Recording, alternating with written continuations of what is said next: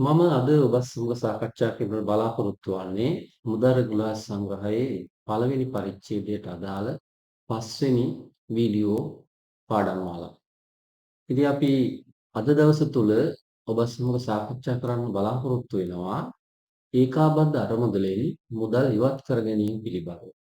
අපි පහුගිය වීඩියෝ වලදී කතා කරා ඒකාබද්ධ අරමුදල කියලා කියන්නේ මොකක්ද?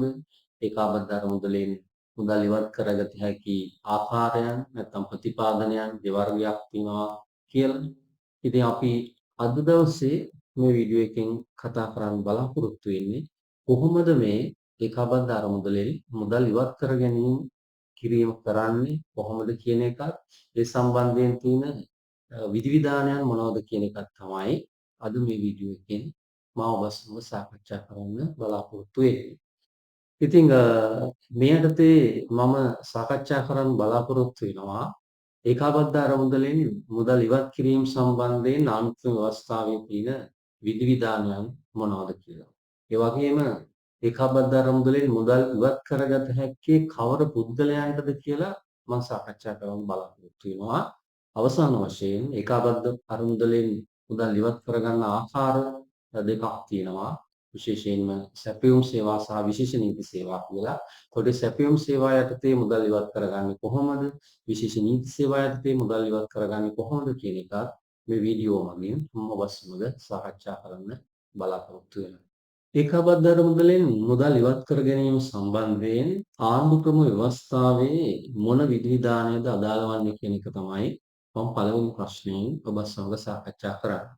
එතකොට අපි දන්නවා ඒකාබද්ධ අරමුදල ඇති කරලා තියෙන්නේ ආණ්ඩුක්‍රම ව්‍යවස්ථාවේ 149 වන වගන්තියෙන්. ඒකාබද්ධ අරමුදලෙන් මුදල් ඉවත් කර ගැනීම පිළිබඳව සාකච්ඡා කරලා තියෙන්නේ ආණ්ඩුක්‍රම ව්‍යවස්ථාවේ 150 වන වගන්තියෙන්.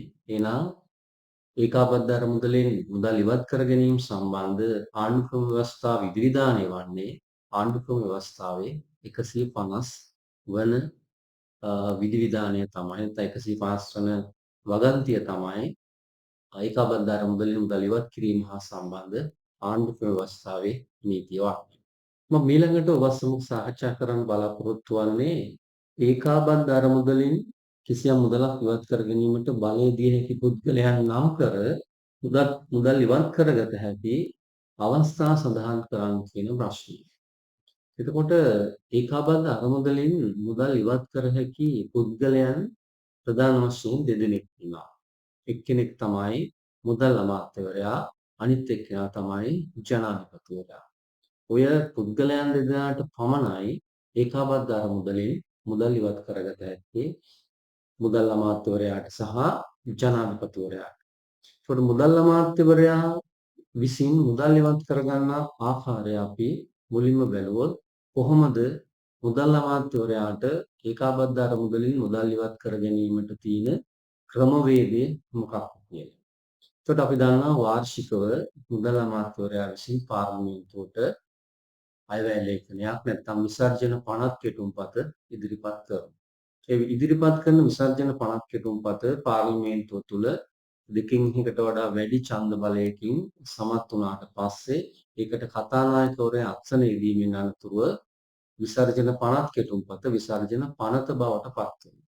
දැන් මුදල් අමාත්‍යවරයාට ඒකාබද්ධ අරමුදලෙන් මුදල් ඉවත් කර ගැනීම සඳහා සැපිරිය යුතු පළවෙනි කොන්දේසිය තමයි මුදල් අමාත්‍යවරයා විසින් පාර්ලිමේන්තුවට ඉදිරිපත් කරපු විසර්ජන පනත් කෙටුම්පත බහුතරයේ ඡන්දයෙන් සම්මත වෙලා තියෙන්න ඕන.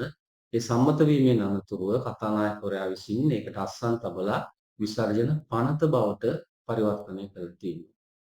අනතුරුව මුදල් අමාත්‍යවරයා විසින් වරන් බලපත්‍ර අත්සන් කරන්න ඕන මේ ඒකාබද්ධ අරමුදලෙන් මුදල් ඉවත් වීම සඳහා.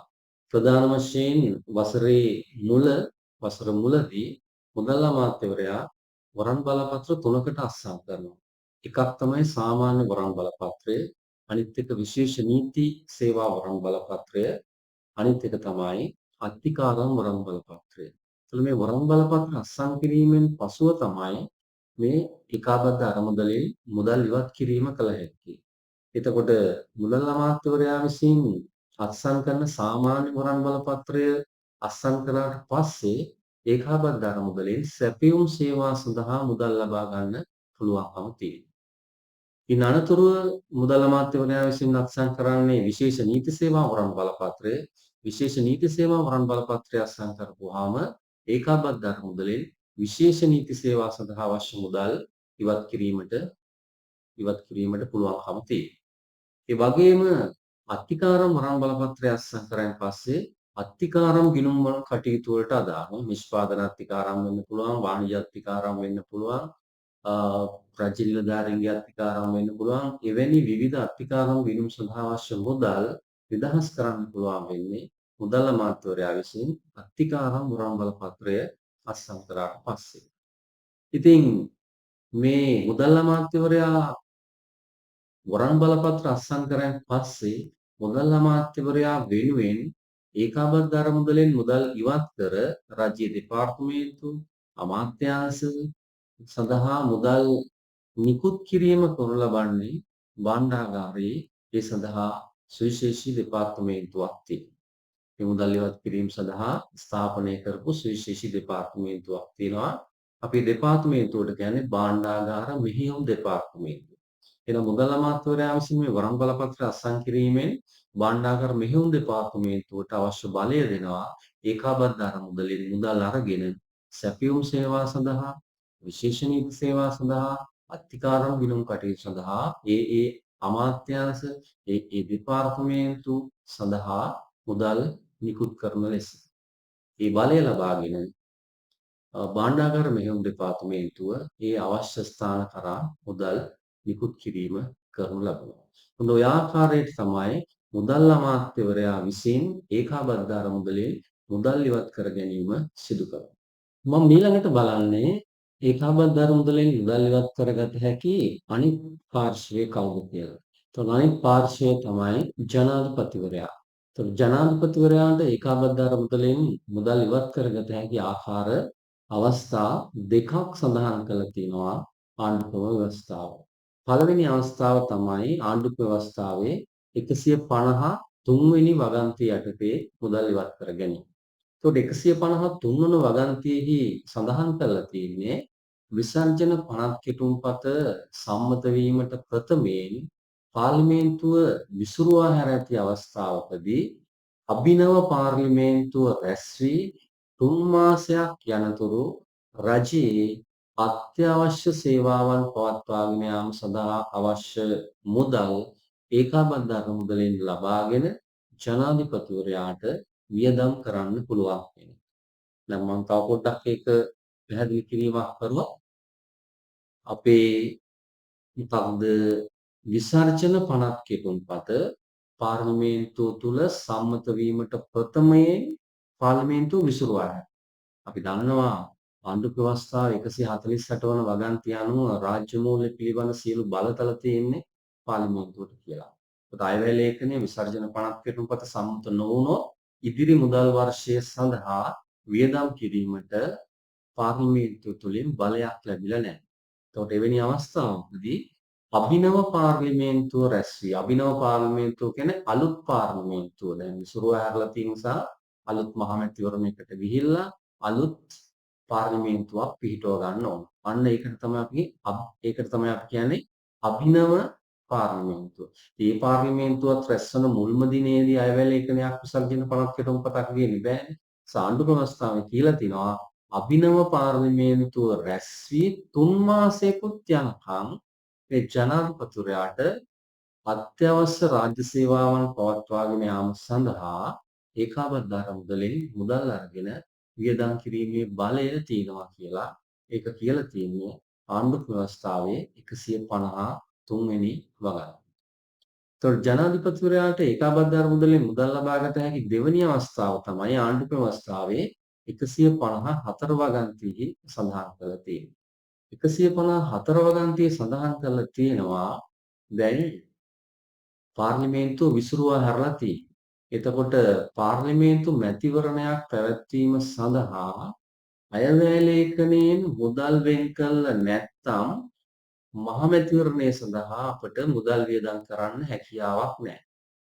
එතකොට පාර්ලිමේන්තුව විසුරුවා හරනකොට ඒ විසුරුවා හරින පාර්ලිමේන්තුව විසින් සම්මත කරනු ලැබූ අයවැය ලේඛනයෙහි මහමැතිවරණයක් ලැබීම සඳහා අවශ්‍ය මුදල් වෙන් කළ නැති වුණොත් දැන් පාර්ලිමේන්තුවත් විසුරුවා හැරියා අලුත් පාර්ලිමේන්තුව තියන්න පාර්ලිමේන්තු මැතිවරණය තියන්න සල්ලි නැහැ. අන්න එවැනි අවස්ථාවකදී ජනාධිපතිවරයාට පුළුවන්කම තියෙනවා මැතිවරණ කොමසාරිස්වරයා විමසා ඒ මහ මැතිවරණයට යන මුදල් ඒකාබද්ධ මුදලින් ලබා. ඒතකොට ඒකාබද්ධ මුදලින් ඒ සල්ලි ටික ලබා දීලා තමයි මහ මැතිවරණය කියලා අලුත් පාර්ලිමේන්තුවක් පිහිටුවලා රජයේ කටයුතු ඉදිරියට පවත්වාගෙන යාම සඳහා ඒ කටයුතු සිදු කරන්නේ. දැන් ජනාධිපතිවරයාට ඒකාබද්ධ මුදලින් මුදල් ලබා ගැනීමේ අවස්ථා දෙකක් තියෙනවා. 153 වගන්තිය සහ 154 වගන්තිය යටතේ කියලා අපි මතක තියාගන්න ඕන. මම ඊළඟට ඔබ සමග සාකච්ඡා කරන්න බලාපොරොත්තු වෙන ප්‍රශ්නේ තමයි ඒකාබද්ධ අරමුදලින් වියදම් දැරීම සඳහා කෙරෙන ප්‍රතිපාදනය කොටස් දෙකකට අයත් වේ. ඒවා නම් කර ඒකාබද්ධ අරමුදලින් මුදල් ඉවත් කරගත හැකි අවස්ථා තුනක් නම් කර. ඒකට අපි දැනටමත් දන්නවා ඒකාබද්ධ අරමුදලින් මුදල් වියදම් කරන ප්‍රතිපාදනයන් නැත්නම් මුදල් වියදම් කරන ස්වභාවයන් දෙකක් තියෙනවා. එකක් තමයි සැපයුම් සේවා, දෙවෙනි එක තමයි විශේෂ නීති සේවා. ඒතකොට මේ ප්‍රශ්නේ අනිත් කොටස තමයි ඒකාබද්ධ අරමුදලින් මුදල් ඉවත් කරගත හැකි අවස්ථා තුනක් නම් කරන්න. අවස්ථා තුනක්. දැන් පළවෙනි අවස්ථාව තමයි විසර්ජන පනත් කෙටුම්පත පාර්ලිමේන්තුවේ සම්මත වුණාට පස්සේ කතානායකවරයා ඒකට අස්සන යොදනවා. කතානායකවරයා අස්සන යොදුවෙන් පස්සේ ඒක විසර්ජන පනත බවට පත් වෙනවා. විසර්ජන පනත බවට පත් වුණෙන් පස්සේ මුදල් අමාත්‍යවරයා සාමාන්‍ය වරන් බලපත්‍රය, විශේෂ වරන් බලපත්‍රය, අත්තිකාරම් වරන් බලපත්‍රය නිකුත් කරාට පස්සේ භාණ්ඩාගාර මෙහෙයුම් දෙපාර්තමේන්තුවට පුළුවන් ඒකාබද්ධ මුදලෙන් මුදල් අරගෙන ඒ අවශ්‍ය කරන දෙපාර්තමේන්තු හා අමාත්‍යාංශ වෙත ඒ මුදල් නිදහස් කරන්න. ඒක තමයි පළවෙනි අවස්ථාව. ඒකට ඒකාබද්ධ අරමුදලෙන් මුදල් ඉවත් කරගත හැකි ඊළඟ අවස්ථා දෙක විදිහට අපිට සඳහන් කරන්න වෙන්නේ ජනාධිපතිවරයාට ඒකාබද්ධ අරමුදලෙන් මුදල් ඉවත් කර ගැනීම සඳහා තියෙන අවස්ථා දෙක. මොකක්ද? ආණ්ඩුක්‍රම ව්‍යවස්ථාවේ 153 වගන්තිය සහ ආණ්ඩුක්‍රම ව්‍යවස්ථාවේ 154 වගන්තිය. ඉතින් මම කෙටියෙන් මතක් කරොත් 153 වගන්තිය කිව්වේ විසර්ජන පනත් කෙටුම්පත පාර්ලිමේන්තුවේ සම්මත වීමට ප්‍රථමයෙන් පාර්ලිමේන්තු විසුරුවා හැර ඇති අවස්ථාවකදී අභිනව පාර්ලිමේන්තුව රැස් වී 3 මාසයක් යනතුරු රජ අත්‍යවශ්‍ය සේවාවන් සඳහා අවශ්‍ය මුදල් ඒකාබද්ධ අරමුදලෙන් රැගෙන වියදම් කිරීමේ බලය ජනාධිපතිවරයාට තියෙනවා. 154 වගන්තියෙන් කිව්වේ පාර්ලිමේන්තු විසුරුවා හැර ඇති අවස්ථාවකදී පාර්ලිමේන්තු මැතිවරණය සඳහා අවශ්‍ය මුදල් ප්‍රතිපාදනය වෙන් කළ නැත්නම් පාර්ලිමේන්තුව මේ මුදල් වෙන් කළ තිබුණේ නැත්නම් මැතිවරණ කොමසාරිස්වරයා විමසා මේ මහ මැතිවරණය සඳහා අවශ්‍ය වන මුදල් ඒකාබද්ධ මුදලින් ලබා දීමට ජනාධිපතිවරයාට බලය තියෙනවා. උන්ගේ අවස්ථා තුන තමයි ඒකාබද්ධ මුදලින් මුදල් වියදම් කළ හැකි නැත්නම් ඉවත් කරගත හැකි ආකාර තුන විදිහට සඳහන් කරන්න පුළුවන්කම තියෙනවා. ඊළඟට මම ඔබත් සමග සාකච්ඡා කරන්නේ ඒකාබද්ධ අරමුදලින් මුදල් ඉවත් කර ගැනීම සඳහා ජනාධිපතිවරයාට බලය ලබා දිය හැකි අවස්ථා දෙක සඳහන් කරන්න. ඔබ දන්නවා මම මේ වෙනකොට මේ ප්‍රශ්න සඳහා පිළිතුරු සාකච්ඡා කරලා තියෙන නිසා මම දීර්ඝව ඒ පිළිබඳව සාකච්ඡා කරන්න යන්නේ නැහැ. ඔබ දන්නවා ජනාධිපතිවරයාට ආණ්ඩු ව්‍යවස්ථා 153 සහ 154 වගන්තියකදී ඒකාබද්ධ අරමුදලින් මුදල් ඉවත් කර වියදම් කිරීමේ බලය තියෙනවා කියලා. මම ඊළඟට ඔබ සමග සාකච්ඡා කරන්න බලාපොරොත්තු වෙන්නේ සැපයුම් සේවා සඳහා ඒකාබද්ධ අරමුදලින් මුදල් ලබා ගැනීම පිණිස බලය ලැබෙන ආකාරයන් මොනවාද කියන එක. එතකොට ඒකාබද්ධ අරමුදලින් සැපයුම් සේවා සඳහා වියදම් දරන්න අනිවාර්යයෙන්ම විසර්ජන පනත් කෙටුම්පත පාර්ලිමේන්තුව තුළ සම්මත වෙලා තියෙනවා. එහෙම නැත්නම් පාර්ලිමේන්තුව වෙත ගෙනාපු යම් යෝජනාවක් උදාහරණයක් විදිහට පරිපූර්ණ ඇස්තිමේන්තුවක් අතුරු සම්මත ගිණුමක් එසේ ගෙනපු යෝජනාවක් පාර්ලිමේන්තුව තුළ සම්මත වෙලා තියෙනවා. එතකොට සැපයුම් සේවා සඳහා ඒකාබද්ධ අරමුදලින් මුදල් ඉවත් කිරීම කරන්නට නම් පළවෙනියෙන් තියෙන්න ඕන මොකක්ද? විසර්ජන පනත් කෙරුම්පත පාර්ලිමේන්තුව තුළ සම්මත වෙලා තිබීම හෝ පාර්ලිමේන්තුව වෙත ගෙනෙන ලද අතුරු සම්මත ගිණුමක් හෝ පරිපූර්ණ තැස්තමේන්තුවක් වැනි යෝජනාවක් පාර්ලිමේන්තුව තුළ සම්මත වෙලා තියෙනවා. එම් සම්මත වෙලා තිබුණොත් මුදල් අමාත්‍යවරයාට පුළුවන් සාමාන්‍ය වරන් බලපත්‍රය අත්සන් කළා භාණ්ඩාගාර මෙහෙයුම් දෙපාර්තමේන්තුව හරහා ඒකාබද්ධ අරමුදලින් මුදල් ඉවත් කර සැපයුම් සේවා සඳහා වියදම් දරනවා. ඊට අමතර වශයෙන් සැපයුම් සේවා සඳහා මුදල් වියදම් කළ හැකි තවත් ආකාර දෙකක් ජනාධිපතිවරයාටත් ලබා දීලා තිනවා. ආණ්ඩුක්‍රම ව්‍යවස්ථාව 153 සහ 154 වගන්ති යටතේ. එනිසා ආණ්ඩුක්‍රම ව්‍යවස්ථාව 153 154 වගන්ති යටතේ ජනාධිපතිවරයා විසින් ඒකාබද්ධ අරමුදලෙන් මුදල් ඉවත් කර ගැනීම අපි සලකන්නේ සැපයුම් සේවා වියදම් විදියට. ඔය ආකාරයට තමයි සැපයුම් සේවා සඳහා ඒකාබද්ධ අරමුදලින් මුදල් ඉවත් කරගත හැකි ආකාරයන් අපට සඳහන් කරන්න පුළුවන්කම තියෙනවා. ඊළඟට මම ඔබත් සමග සාකච්ඡා කරන්න බලාපොරොත්තු වෙන්නේ විශේෂ නීති සේවා පිළිබඳව ඇති මුදල් රෙගුලාසි විධිවිධානයන් කෙටියෙන් පැහැදිලි කරන්න කියන ප්‍රශ්නය. විශේෂ නීති සේවා පිළිබඳව. විශේෂ නීති සේවා කියන එක අපි දැනටමත් දන්නවා වාර්ෂිකව පාර්ලිමේන්තුවේ අනුමැතියක් ලබාගත නොයුතු නැත්නම් ලබා ගැනීමේ අවශ්‍යතාවයක් නැති වියදම් සඳහා ඒකාබද්ධ අරමුදලෙන් මුදල් අරගෙන වියදම් කරනවා නම් අපි ඒවට කියනවා විශේෂ නීති සේවා වියදම්. එතකොට ඒකාබද්ධ අරමුදලෙන් මුදල් ඉවත් කිරීමේ කාර්ය සිදු කරන්නේ භාණ්ඩාගාර මෙහෙයුම් දෙපාර්තමේන්තුව. එතකොට භාණ්ඩාගාර මෙහෙයුම් දෙපාර්තමේන්තුවට අවශ්‍ය බලය මුදල් අමාත්‍යවරයා විසින් ලබා දෙන්නේ වරන් බලපත්‍රයක් අත්සන් කරගෙන. මේ විශේෂ නීති සේවා වියදම් සඳහා මුදල් අමාත්‍යවරයා විසින් අත්සන් කරන වරන් බලපත්‍රයට කියනවා විශේෂ නීති සේවා වරන් බලපත්‍රය. ඒ වරන් බලපත්‍රය අත්සන් කරපුවාම ඒකාබද්ධ අරමුදලෙන් මුදල් ඉවත් කිරීමේ බලය අපි භාණ්ඩාගාර මෙහෙයුම් දෙපාර්තමේන්තුව වෙත ලැබෙනවා. භාණ්ඩාගාර මෙහෙයුම් දෙපාර්තමේන්තුව විසින් මේ මුදල් ඉවත් කළා අවශ්‍ය දෙපාර්තමේන්තු අමාත්‍යාංශයට නිකුත් කිරීම සිදු කරනු ලබනවා. කිසියම් අවස්ථාවකදී ඇස්තමේන්තු මගින් වෙන් කරලා ලද විශේෂ නීති සේවා සඳහා අවශ්‍ය වන මුදල් ප්‍රමාණයන් මදි වුණොත් මුදල් අමාත්‍යවරයාට නැවත වරක් පුළුවන් පරිපූර්ණක විශේෂ නීති වරන් බලපත්‍රයක් අත්සන් කළා භාණ්ඩාගාර මෙහෙයුම් දෙපාර්තමේන්තුව හරහා ඒ අවශ්‍ය අතිරේක මුදල් අදාළ දෙපාර්තමේන්තු සහ අමාත්‍යාංශ වෙත ලබා දීම සිදු කරනවා. මීට අමතර වශයෙන් අපි දන්නවා විශේෂ නීති සේවා වියදම් යටතට වැටෙන වියදම් වර්ග මොනවද කියලා. ප්‍රධාන වශයෙන්ම වියදම් දෙවර්ගයක් තියෙනවා. එකක් තමයි ආණ්ඩුක්‍රම ව්‍යවස්ථාව යටතේ එන වියදම්. අනිත් එක තමයි පාර්ලිමේන්තුව තුළ සම්මත කරපු වෙනත් විශේෂිත පනතක් යටතේ දැරීමට සිදුවන වියදම්. උදාහරණයක් විදිහට කිව්වොත් ආණ්ඩුක්‍රම ව්‍යවස්ථාව යටතේ ජනාධිපතිවරයාගේ වැටුප්, මැතිවරණ කොමසාරිස්වරයාගේ වැටුප්, විගණකාධිපතිවරයාගේ වැටුප්, ඊට පස්සේ පාර්ලිමේන්තු මහ කොමසාරිස් සහෝගේ කාර්ය මණ්ඩලයේ වැටුප්, විනිශ්චයකාරවරුන්ගේ වැටුප්, ඒ වගේ දේවල් වෙන්නේ ආණ්ඩුක්‍රම ව්‍යවස්ථාව. පාර්ලිමේන්තුව සම්මත කරපු වෙනත් පනතක් මගින් එන වියදම් විදියට අපට සලකන්න පුළුවන් විශේෂයෙන් වැන්දගොනක්දරු අරමුදල් පනතක් වෙන ගෙවීම. ඔය ආකාර ටික තමයි අපිට විශේෂ නීති සේවා යටතේ ගෙවීම් සිදුවන ආකාරය ගැන පැහැදිලි කරද්දී කියන්න තියෙන්නේ.